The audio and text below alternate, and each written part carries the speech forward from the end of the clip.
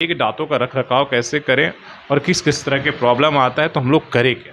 अब दांत में कीड़े लगने की जहाँ तक बात है तो ये तो विश्व स्तर पे ये बीमारी है। वो चाय पीने का जो अभी प्रचलन चल रहा है, सुबह उठते हैं मॉर्निंग वो बेड टी, उस सब से भी जो है उसमें चूँकि होता है उसमें चीनी शुगर होता है, वो शुगर ट्रैप हो जाता है, वो स्टिक कर जाता है वो दांत के सरफेस पे और वहाँ से फिर वो मल्टीप्लाई करना शुरू हो जाता है बैक्टीरिया। अगर मान लीजिए दांत हमारे कीड़े लग गए, अब आती है प्रक्रिया कि हम करें क्या। दर्द बहुत ज़्यादा होता है और क्या उसकी प्रक्रिया क्या है, बचने की प्रक्रिया क्या क्या उपाय हैं। दांत निकालना ही उपाय है कि उसे किस तरीके से ठीक किया जाता है। देखिए जो आधुनिक अभी जो डेंटिस्ट्री आया है, अभी मॉडर्न डेंटिस्ट्री, इसमें दांत निकालना सॉल्यूशन नहीं है। हम लोग आरसीटी रूट कैनाल थेरेपी के ज़रिए उसको कंजर्व कर लेते हैं, उस स्ट्रक्चर को बचा लेते हैं। आपने कहा कि आरसीटी करा लेते हैं और हो सके तो कैप करा देते हैं।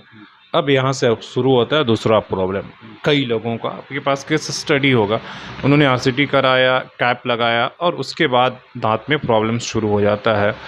पस आना लगता है, खून आने लगता है और बड़ा फिर पता चलता है कि वो अब इसमें दो एक तरह की भयंकर बातें है। क्या ये प्रक्रिया सुरक्षित नहीं है या करने की जो प्रक्रिया है वो गलत रहा उसके वजह से। किन किन बातों को ध्यान रखना चाहिए कि भाई अगर हम दांत निकलवा रहे हैं, इसलिए कहा जाता है कि बाद दांत तो निकला लेकिन कहीं ना कहीं कुछ हिस्सा बच गया और बाद में हमारे लिए बहुत बड़ा लॉस हुआ, उसको ऑपरेट कराना पड़ा और छोटा सा घाव वो भकंदर हो गया। सबसे ज़्यादा कन्फ्यूजन होता है ब्रश पेस्ट को लेकर कि कौन सा इस्तेमाल करते हैं। प्रचार में बहुत सारी पेस्ट आता है भाई ये इस्तेमाल करना सही है, मार्केट में एक से एक दावे करने हैं। आप एज ए जो डेंटिस्ट हैं, डॉक्टर्स हैं, क्या एडवाइस करते हैं। नमस्कार, गुड इवनिंग। हेल्थ संवाद में आप सभी का स्वागत है और हमारे साथ डॉक्टर जफ़र इमाम हैं और एक बार फिर से हम आज बात करेंगे कि दांत जो हमारे लिए कितना इम्पोर्टेंट है। सभी अंगों के जैसे सभी अंग इम्पोर्टेंट है, इसी तरीके से दांत भी बहुत ही इम्पोर्टेंट पार्ट है। लेकिन अभी भी हम दांतों की जो बीमारियों को नज़रअंदाज कर जाते हैं और आजकल वो नज़रअंदाज आके जाके कितना बड़ा हमारे लिए एक तरीके से वो बीमारी बन जाती है और काफ़ी कुछ चुकाना पड़ रहा है। दांतों को लेकर क्या क्या सावधानियां बरतनी चाहिए, आप देख रहे हैं कि छोटे बच्चों से लेकर और बड़े बुजुर्ग तक सबको दांतों में परेशानी आ रही है। तो हमारे साथ डॉक्टर जफ़र इमाम हैं, काफ़ी एक्सपर्ट हैं और एक से एक क्रिटिकल केसेस जो है उसको हैंडल करते हैं। तो हम डॉक्टर से आज बात करेंगे, इन्होंने समय निकाला है हमारे लोगों के लिए। तो डॉक्टर साहब, सबसे पहले बातचीत करने के लिए आपका स्वागत है। धन्यवाद। और मेरा सवाल यही है कि कोई ऐसा व्यक्ति नहीं है जो दांतों से ग्रसित नहीं है। मेरे भी 2 दांत अभी तक खराब हो चुके हैं, जो मेन पार्ट है। सबसे ज़्यादा जो दांतों में प्रॉब्लम होता है कि वो जो कीड़े लग जाते हैं उसको अलग अलग ये में, और फिर दांत बचता नहीं, निकालना ही पड़ता है। पहले तो आप बताइए कि दांतों का रख रखाव कैसे करें और किस किस तरह के प्रॉब्लम आता है तो हम लोग करें क्या। देखिए वातावरण में सबसे जो खुला अंग है वो मानव शरीर का वो मुख है, मानव मुख है। तो अब मुख में ही दांत हैं, तो हम इन्वायरमेंट से डायरेक्ट एक्सपोज कर रहे हैं, मतलब उससे डायरेक्ट उसके कांटेक्ट में है, तो उसमें इन्फेक्शन के चांसेस बहुत ज़्यादा रहते हैं, संक्रमण के। तो उसके संक्रमण को हम लोग रोकने के लिए बहुत सारी तरीक़े से उसका हम लोग रख रखाव करते हैं। वो ये है कि टाइमली आप ब्रश करें, 2 बार ब्रश करें। और जो अभी जंक फूड आता है ये सब, और जो आपको वो पेस्ट्रीज़ आते हैं, और ये बहुत सारे चीज़ ऐसी चीज़ें हैं जिसको खाने से हमारे दांत में या मुख में बहुत तरह की का प्रॉब्लम शुरू हो जाता है। अब दांत में कीड़े लगने की जहाँ तक बात है तो ये तो विश्व स्तर पे ये बीमारी है। आजकल ब्रश करते हैं इसके बाद भी कीड़े क्यों लगते हैं, किस तरीके से, और कीड़े इतने जटिल होते हैं कि ब्रश करने से ख़त्म नहीं होते, किस तरीके से। ब्रश करने से पूर्णतः तो मुंह से वो जो खाना फंसता है वो कैसी होती है, मैं वो समझना चाहता हूं। वो प्रक्रिया बहुत जटिल है और बहुत फास्ट होता है, वो बहुत जल्दी होता है। अच्छा, वो हम देखते हैं कि हमारे हाँ बच्चे जी, के दांत आपको 7 दिन में बहुत सारा डेवलपमेंट हो जाता है, पता नहीं चलेगा आपको। 7 डेज़ में 7 डेज़ में बहुत सारा वो प्रोसेस हो जाता है। अब उसको बचने के लिए आप थोड़ा अवेयर रहें, गार्गलिंग करें, वो आपका वो माउथ वॉश करें, अच्छा, वो 2-3 बार रात में कुल्ला करके, खाना खाने के उपरांत कुल्ला करके सोएं। इस सब बातों का अगर ध्यान रखेंगे, सुबह उठें तो पहले ब्रश करें, तभी कुछ खाएं।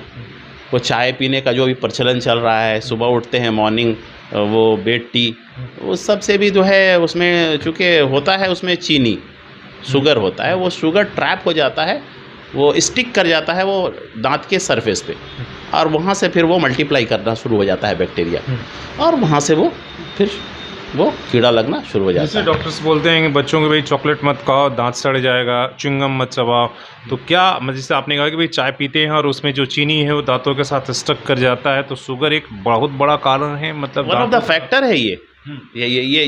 ये वन ऑफ द फैक्टर है, इसी वजह से दांत में कीड़े लगते हैं। हाँ, लोग अगर कोई मीठी चीज़ खाएं तो बेहतर ये तरीका है कि वो पूरा कुल्ला कर लें।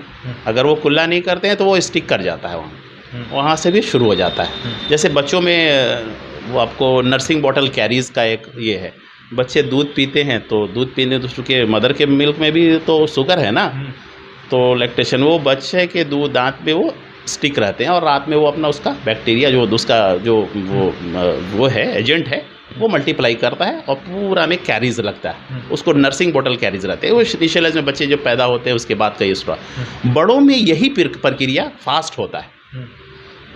तो अगर हम लोग अवेयर रहेंगे तो ये सारा चीज़ उसका हम इसका निवारण कर सकते हैं। और अब मासेज अवेयर नहीं है इस चीज़ को लेकर। अब देख रहे हैं कि मेजॉरिटी ऑफ द लोगों को देख रहे हैं वो जंक फूड के खा रहे हैं। बहुत सारे लोग हैं जो चाय पी करके सो जा रहे हैं और कॉफ़ी भी ले रहे हैं और सो जा रहे हैं। खाना ऐसा खा रहे हैं जिसमें वो उसमें फर्मेंटेशन है, वो फर्मेंटेड वो जो आजकल बेकरी सा का प्रोडक्ट आता है उसको खाया और सो गए।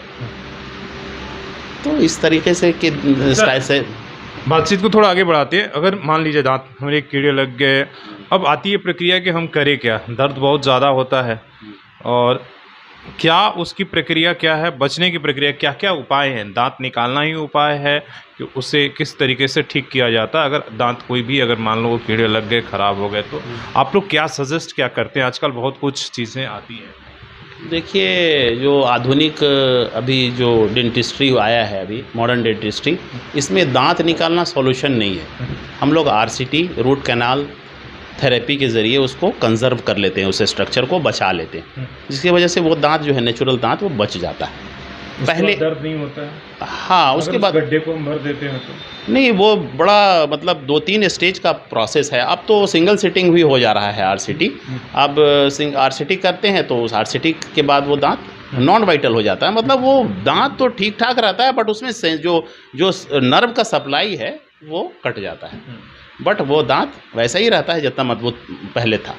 उसके ऊपर आप लोग कैप कर लेते हैं तो और भी मजबूती आ जाती है।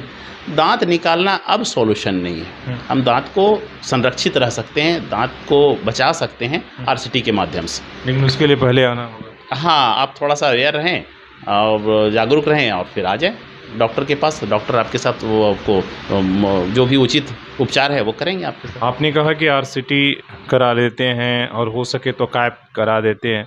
अब यहाँ से अब शुरू होता है दूसरा प्रॉब्लम। कई लोगों का आपके पास केस स्टडी होगा, उन्होंने आरसीटी कराया, कैप लगाया, और उसके बाद दांत में प्रॉब्लम शुरू हो जाता है, पस आना लगता है, खून आने लगता है, और बड़ा फिर पता चलता है कि वो अब इसमें एक भयंकर है। तो इस तरह की भी चीज़ें आती हैं, तो उसमें कहाँ वो कमी रह जाती है? क्या ये प्रक्रिया सुरक्षित नहीं है, या करने की जो प्रक्रिया है वो गलत रहा उसके वजह से? देखिए, ये अगर आरसीटी हुआ है तो उसमें वो कंप्लीट अच्छे से नहीं हो पाया, जिसकी वजह से सेंसेशन या नर्व का कुछ हिस्सा बच जाता है दांत के जड़ में, जिसकी वजह से फिर से पुनः वो सेंसेशन वो रिपीट हो जाता है। एक हुआ। दूसरी बात ये है कि बहुत सारा सिस्टमिक डिसऑर्डर है, जैसे डायबिटीज़ हो गया, हाइपरटेंशन हो गया, ये भी फैक्टर है उसको वहाँ पर उसको हिंड्रेंस देता है। तो डायबिटिक पेशेंट है तो उसमें वुंड हीलिंग जो एक्टिविटी है वो थोड़ा डिक्लाइन होता है, मतलब क्षमता जो है घाव भरने की, क्योंकि शुगर की वजह से। Hypertension is one of the factor. लेकिन अब एक और भी बात यहाँ ये है कि आप करवाया है, जहाँ भी आरसीटी आपने करवाया है तो वहाँ पे जिन्होंने किया है वो एक्सपर्ट हैं या नहीं। ये इस पर भी डिपेंड करता है। अब उन्होंने बहुत अच्छे से किया है तो आपको फिर से रिपीट पेन नहीं होगा, और फिर उसके बाद उसके ऊपर आपने कैप भी डाल लिया। डिपेंड करता है कि आपने कैसे डेंटिस्ट से काम करवाया, ये भी एक बहुत बड़ा फैक्टर है। ये मानने वाली चीज़ है कि जिन्होंने किया है वो अनुभवी है या नहीं। मेरा तो यही बात है। पहले तो लोग डॉक्टर के साथ रह लेते थे और उनको अनुभव हो जाता था, वो भी अपना क्लिनिक खोल लेते थे, तो क्या अब इतना ही आसान प्रोफेशन है क्या? अब देखिए आधुनिक जो काम हो रहा है वो बहुत मशीन से हो रहा है, अप टू डेट हो रहा है, बहुत टेक्निकल वर्क हो गया। अब आरसीटी के लिए हम लोग आरबीजी का इस्तेमाल करते हैं, वो सिंपल एक्सरे जो है वो ख़त्म हो गया। अब आरबीजी से हम लोग वो देखते हैं कि दांत का कंडीशन क्या है, कोई सिस्ट तो नहीं है। मतलब क्या हुआ, इसमें पूरी दांत की कंडीशन आपको पता चला? हाँ, ये एक्चुअली ओवरऑल हमको ये बता देता है कि ये ओपीजी है, और ये अपर लोअर इस 4 क्वाड्रेंट होते हैं इसमें, वो फर्स्ट सेकंड थर्ड फोर्थ। अपर में 2 क्वाड्रेंट, नीचे में 2 क्वाड्रेंट, एक क्वाड्रेंट में 8 दांत होते हैं। अब वो इसमें सिर्फ ना दांत ही नहीं, इसमें ओरोडेंटल और ओरो मैक्सिलरी, ओरो मैंडिबुलर, ओरोफेशियल सारा प्रॉब्लम इसमें शॉर्ट आउट हो जाता है इसको देखने के बाद। तो अब हम इससे एनालिसिस कर लेते हैं कि पेशेंट का क्या प्रॉब्लम है, और उसको हमको ट्रीटमेंट करना आसान होता है। ये ओपीजी कंप्लीट इन्फॉर्मेशन, ये एक टूल है, एक तरह का एक औजार है ये। उसमें किन किन बातों को ध्यान रखना चाहिए कि भाई अगर हम दांत निकलवा रहे हैं, इसलिए कहा जाता है कि बाद दांत तो निकला लेकिन कहीं ना कहीं कुछ हिस्सा बच गया और बाद में हमारे लिए बहुत बड़ा लॉस हुआ, उसको ऑपरेट कराना पड़ा और छोटा सा घाव वो भकंदर हो गया। मेरा इसमें एक ही ये कहना है कि आप अच्छे अनुभवी डेंटिस्ट का चयन करें और उनके पास जा कर के अपना ये सब प्रॉब्लम का सॉल्यूशन करवाएं। आप पता कर लें कि भाई आप हमारा डॉक्टर जब हमें मान कौन कौन सी फैसिलिटी देते हैं, क्या आप ऑपरेट करके भी दांतें निकालते हैं, क्या क्या चीज़ें? एक तो हुआ सिंपल सा दांत, अब भी बहुत सारी चीज़ें हैं कि दांत ऑपरेट करके लोग बोलते हैं कि इसके लिए तो सर्जरी करना पड़ेगा। देखिए, आप कौन कौन सी फैसिलिटी यहाँ पे? मैं यहाँ पे एक्सट्रैक्शन, इम्पैक्टेड, जो दांत निकला नहीं है वो अंदर में ही रह गया है, अब वो 2-3 स्ट्रक्चर होता है उसका। एक तो वो दांत पूरा कंप्लीट वो फ्लैट है, सोया हुआ है स्ट्रक्चर में, एक थोड़ा सा उठा हुआ है। वो सारे दांतों को ऑपरेट करके मैं निकालता हूँ। उसके बाद हम यहाँ फ्लैप सर्जरी भी करते हैं, प्रोस्थेसिस करते हैं, इम्प्लांट करते हैं, और सिंगल सिटिंग आरसीटी होती है यहाँ, एस्थेटिक वर्क भी यहाँ होता है, ऑर्थोडोंटिक ट्रीटमेंट भी करते हैं, फिक्स ऑर्थोडोंटिक और रिमूवेबल ऑर्थोडोंटिक, 2 तरह का ट्रीटमेंट हम करते हैं यहाँ। और ओवरऑल डेंटिस्ट्री से रिलेटेड सारा यहाँ वर्क सेटिस्फैक्ट्री है। आप पेशेंट से भी मेरे कंसर्न आप ले सकते हैं। क्या अनुभव, क्या बताया जाए, कितने केस स्टडीज? जब से अब आपको तो यहाँ पे बहुत दिन नहीं हुआ है, बट जब से आया हूँ तो यहाँ के लोगों का देखा कि यहाँ पर रहने वाले लोगों का समस्या ज़्यादा है। जहाँ से मैं आया हूँ वहाँ के अनुपात में मैं देखता हूँ तो यहाँ के रहने वाले लोगों का जो लाइफ स्टाइल है उस हिसाब से यहाँ पे ओरल प्रॉब्लम ज़्यादा है। एक सवाल और, सबसे ज़्यादा कन्फ्यूजन होता है ब्रश पेस्ट को लेकर, ये कौन सा इस्तेमाल करते हैं? प्रचार में बहुत सारी पेस्ट आता है, भाई ये इस्तेमाल करना सही है, मार्केट में एक से एक दावे करने हैं। आप एज ए जो डेंटिस्ट हैं, डॉक्टर्स हैं, क्या एडवाइस करते हैं कि भैया किस तरह के पेस्ट आप इस्तेमाल करें? देखिए, सॉफ्ट ब्रिसल वाला ब्रश होना चाहिए। और जहाँ तक रही पेस्ट की बात, तो पेस्ट में मेरा एक ये है ऐसा कि जिस पेस्ट में थोड़ा सा नमक वमक होता है, वैसा मेरा अपना भी ये है, तो वो थोड़ा सा वो कंजर्व करता है, वो जो भी इन्फेक्शन है वो ओरल इसमें स्ट्रक्चर्स में, उसको वो थोड़ा रिटार्ड करता है, कम होता है, वो फास्ट नहीं होता है। तो सॉफ्ट ब्रिसल वाला ब्रश लें, और ब्रश करने का भी वो तरीका है, बस लिया और वो उसको रगड़ रहे हैं वैसे नहीं, ये हम लोग गोल सर्कल करते हैं या फिर इस तरह से वर्टिकल, ऐसे इस तरह से ये स्ट्रक्चर से हम लोग करते हैं ऐसे ब्रश, तो ये ज़्यादा इफ़ेक्टिव होता है। और वो इस तरह से ब्रश को इस तरह से करेंगे तो वो पूरा घिस जाएगा दांत, जिससे दांत में सेंसिटिविटी आएगी। सेंसिटिव जब हुआ तो फिर आपको लंबे वक्त के बाद उसको आपको आरसीटी की ज़रूरत पड़ जाएगी, उसके बाद फिर आरसीटी के बाद कैप की ज़रूरत पड़ जाएगी। तो इस सब चीज़ से अवॉइड करने के लिए आप जो ब्रश का जो सही तरीका है वैसे ब्रश करें, और ऐसी चीज़ों को खाएं जिससे आपका ओरल स्ट्रक्चर बचा रहे। क्या सजेशन है, कौन सी चीज़ें खानी चाहिए? बाहर की चीज़ों को अवॉइड करें। कच्चे फल खाने से क्या दांत मजबूत होते हैं? बहुत मजबूत होते हैं। अंकुरित जो होते हैं, जो जो अंकुरित वो स्प्राउटेड वो जब फ्रूट्स होता है या वो जो बीज होता है वो सब खाना, चना हुआ, मूँग हुआ, ये सब हम लोग चूँकि गाँव विलेज से रिलेटेड हैं, तो भाई ये सारी चीज़ों को प्रैक्टिस करते हैं। फल का इस्तेमाल करते हैं, दही खाते हैं, तो इन सब चीज़ों से कोई घरेलू उपाय बताएंगे डॉक्टर दांतों के लिए जो लोग घर घर में आजमा सकते हैं आसानी तरीके से अपने दांतों को ध्यान रखने के लिए? कुछ ऐसा है आपके बारे में? हफ्ते में 1-2 दिन गार्गलिंग करें, वो नमक नमक पानी के साथ, और वो खान-पान को ठीक-ठाक करें, और रात में एक बार ब्रश करके सोएं। ये सारी चीज़ें हैं। तो आप भी अपने दांतों का अगर ख्याल रखना चाहते हैं, ये हमारा एक अवेयरनेस ये था दांतों से संपर्क, इसलिए कि हर कोई भी ऐसा, अधिकांश लोग आजकल दांतों की बीमारियों से ग्रसित हैं, इसलिए कि आप दांतों का इस्तेमाल करते हैं, ब्रश करते हैं, इसके बाद भी कभी दांत में कीड़े आ जाते हैं। एक एक उम्र का भी फ़र्क होता है कि आपके दांत किसी उम्र के बाद धीरे-धीरे झड़ जाते हैं, तो आप नए दांत भी बनाते हैं। तो डॉक्टर ज़फ़र इमाम हैं, काफ़ी अनुभव है इनका, और ये साक्षी में यहाँ पर बैठते हैं। अगर आप संपर्क करना चाहते हैं तो मैं आपका इनका नंबर भी डाल दूँगा, एड्रेस भी डाल दूँगा। ये एकदम साक्षी जो हमारा रामलीला मैदान है उसके सामने में बैठते हैं। तो ये इनका ये हुआ, और आगे हम इस जो अवेयरनेस है दाँतों से संबंधित, अगर कोई सवाल है तो आप कमेंट करके हमसे पूछ सकते हैं, हम इनसे जवाब ले देंगे। और आगे कोई और बीमारियों के बारे में दाँतों से संबंधित हमारी ये चर्चा हमेशा शुरू रहेगी।